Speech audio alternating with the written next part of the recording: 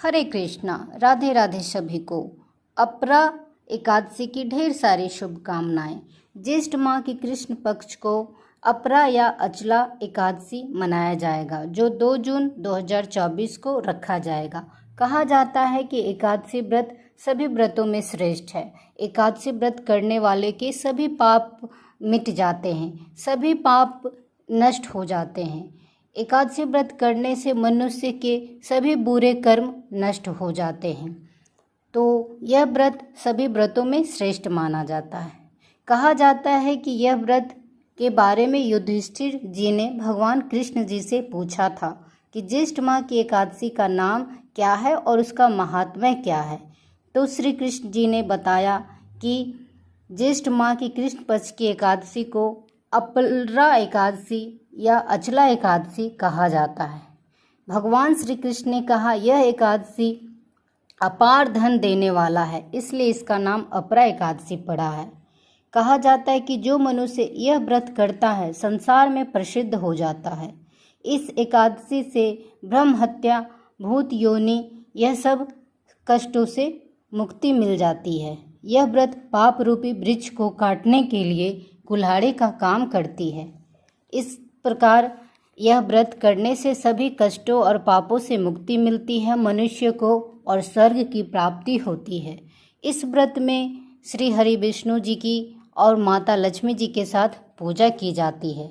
तो इस दिन कथा का श्रवण जरूर करना चाहिए, या आप कथा पढ़ लें या कथा सुन लें, दोनों ही श्रेष्ठ है। तो चलिए कथा इस प्रकार करते हैं। पौराणिक एवं प्रचलित कथा के अनुसार प्राचीन काल में महिध्वज नाम का एक धर्मात्मा राज्य में राज करता था। उसका एक छोटा भाई वज्रध्वज बड़ा ही क्रूर एवं अधर्मी, अन्यायी, बड़ा पापी था। वह अपने बड़े भाई को मारकर राज्य और सब कुछ हड़पना चाहता था। वह एक दिन बड़ा ही निष्ठुरता से अपने भाई को मारने की, हत्या करने की योजना बनाने लगा। और ऐसी योजना बनाते बनाते एक दिन उसने रात्रि में अपने बड़े भाई की हत्या कर दी और उसके देह को, उसके शव को एक जंगली पीपल के पेड़ के पास गाड़ दिया। इस अकाल मृत्यु के कारण राजा प्रेतात्मा के रूप में उसी पीपल पर रहने लगा और सबको परेशान करने लगा। इस प्रकार एक दिन धौम्य नामक ऋषि उधर से आ रहे थे। उन्होंने प्रेत को देखा और अपने तपोबल से उसके अतीत को जान लिया। अपने तपोबल से प्रेत का उत्पात का कारण भी समझ गए। ऋषि ने प्रसन्न होकर प्रेत को पीपल के पेड़ से उतारा तथा परलोक विद्या का उपदेश दिया। दयालु ऋषि ने राजा को प्रेत योनि से मुक्ति के लिए स्वयं अपरा या अचला एकादशी का व्रत किया और उसे अतीत से, उसके उत्पात से उसे छुड़ाने को उसका पुण्य प्रेत को अर्पित कर दिया। इस प्रकार ऋषि ने अपरा एकादशी का पुण्य सब प्रेत को दे दिया।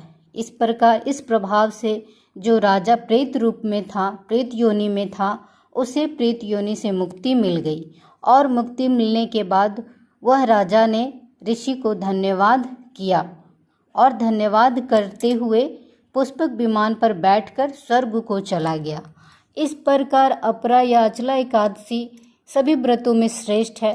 कहा जाता है कि यह व्रत करने से बहुत सारे मनुष्य के पाप मिट जाते हैं। यह सभी व्रतों में श्रेष्ठ माना जाता है।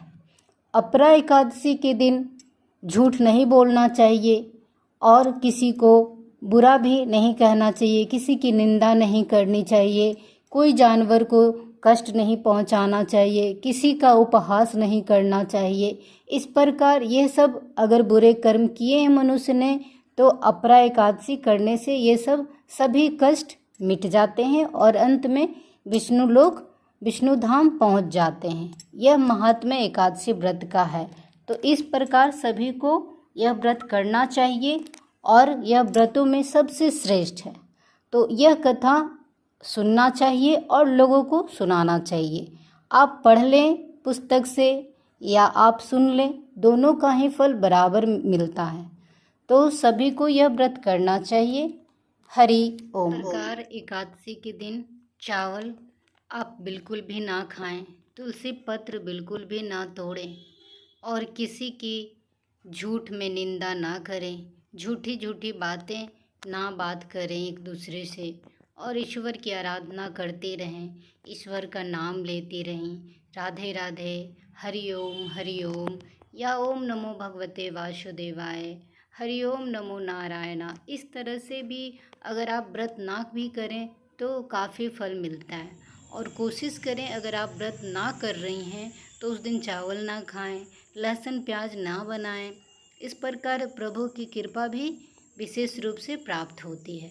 और कोशिश करें ज़रूरतमंदों की कुछ सेवा की जाए। तो मेरे चैनल को लाइक शेयर सब्सक्राइब करें।